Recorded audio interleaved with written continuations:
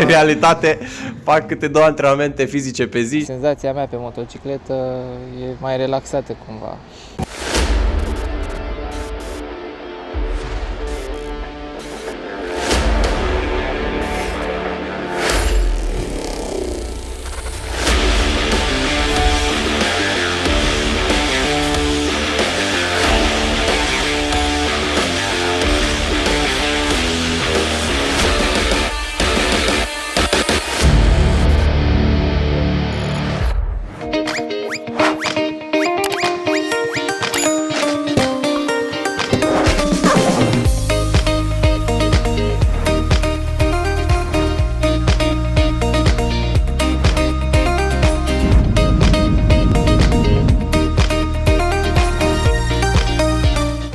Am aterizat în Barcelona, sunt super hype. Țara lui Messi și poate desigual, în funcție de preferințele fiecăruia. 200 de kilometri până la circuit și adrenalina crește din ce în ce mai tare. Mă aflu în mijlocul lui februarie, într-un loc în care până nu de mult puteam doar visa. În 2019 care se anunță ca o cură la amară. Antrenant. Interesantă.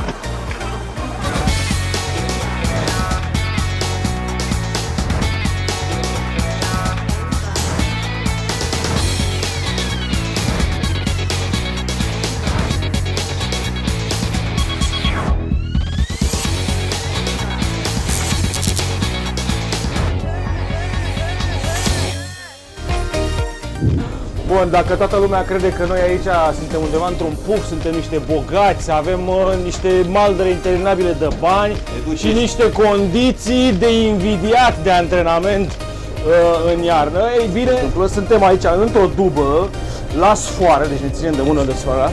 Deci campionul, multiplu campion național care are grijă de țara asta de el, cam puf. V-ați dat jos din limuzină să vă băgați aici să facem filmarea. Deci cine credea acum că băieții ăștia de la CSM sunt undeva pe niște munți de bani, astea sunt condițiile. Ne ținem aici împreună de o sfoară. Și mai avem încă 3 sfori, încă 3 campioni. Sunt libere. Da, și aici sfoara campionilor este liberă.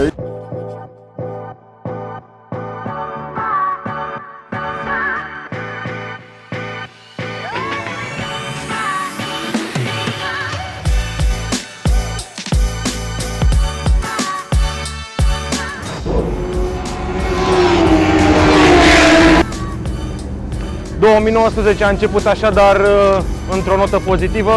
Asta e în luna februarie, sunt 4 luni de când nu m-am urcat pe motocicletă. Încercăm să dăm rugina jos. Anul acesta voi alerga tot pe o Yamaha R1. Practic motocicleta are doar componente stock. Nu avem nimic de curse pe ea. Am pus niște carene și îi dăm bătaie. Însă legal, absolut legal. Este foarte important să faci kilometri. Așadar, înainte de intrat în pistă, primul lucru pe care trebuie să-l facem este să verificăm suspensia. În ideea în care dorim să plecăm de la o bază, de unde mai departe să începem să ajustăm în funcție de necesități, în funcție de nevoi, în funcție de mersul fiecăruia, astfel încât să fie cât de cât neutră ca și comportament. Bine, acest termen neutru folosit vis-a-vis de comportamentul unei motociclete în pistă e oarecum relativ. Dacă, de exemplu, nu știu, am luat o motocicletă astăzi și nu știm nimic despre ea, setăm absolut toate reglajele, O sugestie. le punem pe jumate. Ok, facem o tură, 2, nu îi rupem dinții, mergem să citim motocicleta, facem 2-3 frâne mai violente, să vedem cum va reacționa motocicleta. În funcție de asta reglăm după aia restul motocicletei. Fă cum îți spun eu, că eu te învăț de bine. Eu, anul acesta, am folosit setările pe care le-am avut anul trecut, așadar pentru mine a fost mult mai ușor acest proces. Am setat și amortizorul spate, care este foarte, foarte important. Lumea trece foarte ușor peste acest aspect. Amortizorul spate practic oferă ținuta de mers a motocicletei. Am mai comprimat arcul din fabrică, era undeva aici. De asemenea, compresia și rebound-ul.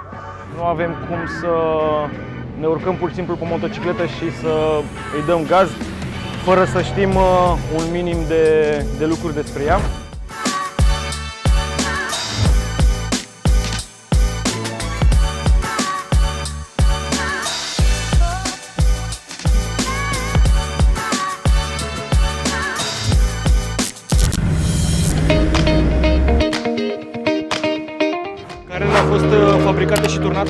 încât motocicleta de curse să nu aibă montat catalizatorul.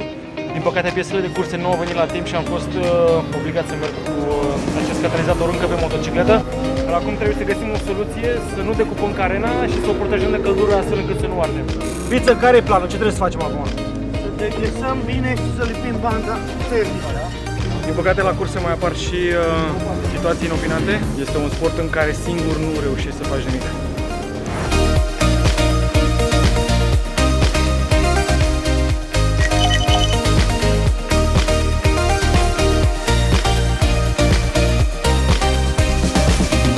Tunde?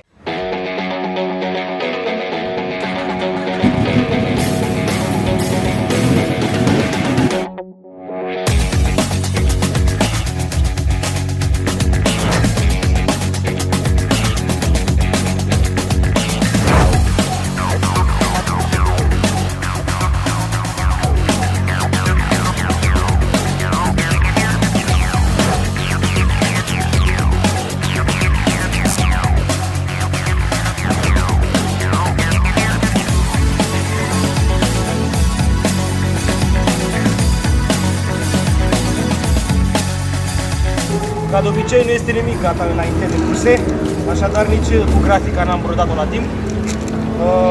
Am sacrificat dimineața zilei 2 de antrenament.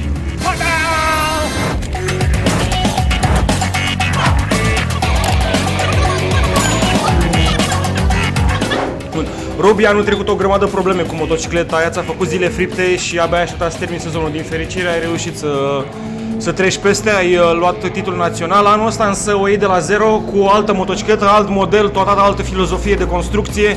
Spune-ne, după prima zi de antrenamente pe noua motocicletă Yamaha R1, cam care este feeling-ul tău și cum te-ai simțit? Sunt foarte mulțumit, am un feedback foarte bun din partea motocicletei. O plăcere foarte Este mare. important pentru cei care fac acest sport ca amatori, ca intermediari, să facă eforturi pentru a veni la antrenamente în luna februarie sau mai bine să aștepte să înceapă direct campionatul? Este foarte important antrenamentul, clar, adică vii după 4 luni, 3 luni, 4 luni de pauză. Cu cât prelungești perioada asta de pauză, cu atât va fi mai grea reacomodarea cu motocicleta. Pe lângă astea, este bine să ai 2-3 antrenamente în presezon înainte de începerea campionatului ca să îți revii psihic. Psihicul are nevoie de o revenire pentru a merge tare cu motocicleta. Nu este, Robi, ok să vii direct în vineri, te dai vineri, sâmbătă și duminică deja intri în cursă. La noi se practică treaba asta, nu? Crezi că e ok? Faci un grătar vineri în loc de să mergi pe circuit. Dar la noi în România se practică treaba asta, dar tu te antrenezi cumva în sală, faci o chestie de genul ăsta, adică ai grijă la nutriție, te antrenezi în afara sezonului, sau te urci direct pe motocicletă? Într-o fantezie m-aș urca direct pe motocicletă și aș merge super tare. White people are fucked up. Dar în realitate fac câte 2 antrenamente fizice pe zi și am grijă, poate undeva la 2-3 săptămâni pe an pot să zic că îmi permit să nu fiu atent la dietă. Stop, Cadu, că ne-am pierdut. Câte antrenamente? 2 antrenamente fizice pe zi. Noi știu că multă lume nu concepe motocicletul ca fiind un sport solicitant fizic. Dar țin să spun facem că așa, stânga, dreapta, da, așa. tragi de accelerație, pui frână, nu e mare lucru. Adică tu faci 2 antrenamente pe zi ca să te puți un pic pe șa? Exact. Ca să pot să rezist 30 de minute în regim de curse pe șa unei motociclete, trebuie să fac 2 antrenamente pe zi în continuu. Oi fi o gogu, dar nici mata. Timp de un an. Deci nu banii, faptul că te dai tu de mic este secretul. Secretul e că muncești și acum de țins ochii din cap, nu? Păi normal, anduranța fizică au făcut banii. Stai și te gândești la banii de acasă și îți crește anduranța.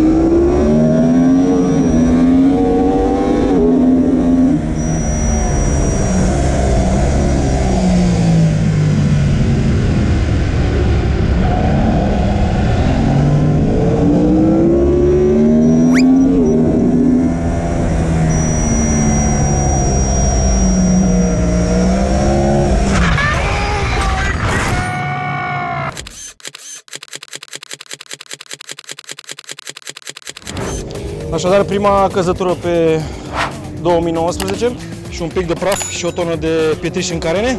Protecțiile laterale și-au făcut treaba. Cu ocazia aceasta aș dori să vorbesc un pic despre sistemele de siguranță ale motocicletelor noi. O recomandare, o sugestie. Oamenii cred că motocicletele merg singure, că deja pilotul nu mai face nimic pentru că are sisteme de siguranță. Este cu nimic mai greșit această gândire. Este un mod în care motocicleta încearcă să te ajute. Toate aceste sisteme de siguranță, și anume traction control, slide control, lift control, launch control, etc. control, sunt niște sisteme care ajută și facilitează exploatarea motocicletei la maximul potențial vis-a-vis de putere ciclistică dinamică, dar nu te salvează de căzături. Sunt situații inerente, ca aceea de astăzi, situații în care sistemele nu pot interveni sau nu au timp să intervină. Este foarte important să înțelegem cum funcționează motocicleta, să înțelegem cum funcționează aceste sisteme și da, aceste sisteme oferă un scut protector pe stradă, dar sunt anumite situații în care totuși trebuie să avem grijă. Acțiune!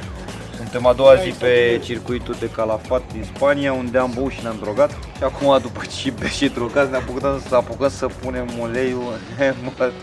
Dar înainte o să-l pornim. Îl pornim fără ulei. Pornim, nu-i dau ok. Imbecilule! Revenim la oile noastre. A doua zi de pistă la Calafat Dolj. Marele noroc al celor din Craiova au circuit. Folosim Ravenol, un ulei testat de noi la băutură seara.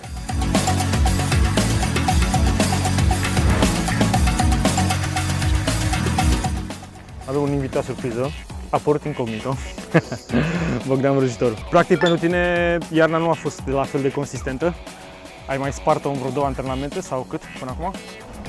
Da, am făcut un antrenament în Franța cu motocicleta veche și în Valencia în decembrie pe 28 și pe 30 cu Yamaha nouă.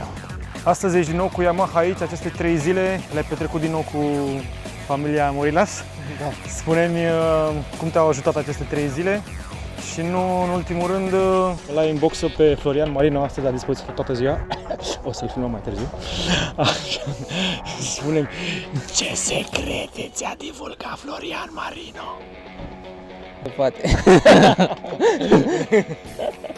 Ok, spune-mi Ești prea bun ca să mai îți dau secrete. Sunt prea bun de aruncat la gunoi. Am venit eu să le spun cum se merge, deci atenție mare. Se intră 5 blană, da? 3, 2, 1 și vii la padoc să mănânci de important în sportul ăsta este să arăți bine, să ai totul nou, Și să fii pe Facebook. Pe Facebook bombardier, că cu mersul nu știe nimeni, aici nimeni nu scăpadă. Bogdan, revenind la performanță, spune-ne cum te simți pe noua motocicletă vis-a-vis de Kawasaki de anul trecut și în ce zone o simți mai bine sau mai puțin bine vis-a-vis de ce ai avut până acum? Trebuie să mă obișnuiesc cu ea și sunt sigur că o să fac o performanță mai bună anul ăsta. Ești încrezător așadar pe forțele noi motociclete? Se simte o generație nouă sau este vorba doar de acomodarea ta la stilul Yamaha mai bine decât pe Kawasaki? Pe Kawasaki aveam impresia că merg tare și nu pot să trag mai mult și timpul era mediocru. Aici fac greșeli și timpul e mai bun, așa că senzația mea pe motocicletă e mai relaxată cumva. E și mai bine pregătită față de Kawasaki. Corect, este vorba și de stilul de pilotaj al fiecăruia și cum se înțelege Da, dar și fiecare motocicleta pilot. asta e mai scumpă, mai bună, mai nouă. Până la urmă banii fac diferența în sport. Păi am nevoie de bani. Mereu au făcut diferența, dar când vine vorba de tot ceea ce înseamnă mecanizat și electronică, lucrurile se complică. Așadar, Bogdan, întâmpinăm noul sezon încrezător Da. și optimist. Ne-am pregătit în colectiv. A fost un weekend superb, așadar lăsăm Calafat din Spania cu un vibe pozitiv pentru tot ceea ce înseamnă sezonul care se pregătește să înceapă. Poate am să par obraznic, dar n-am încotro. Plecăm acasă cu temele făcute vis-a-vis de pregătirea fizică, ce mai avem de îmbunătățit și la ce mai avem de lucrat. Dacă v-a plăcut, Nu uitați să dați subscribe pentru a fi la curent cu noile episoade.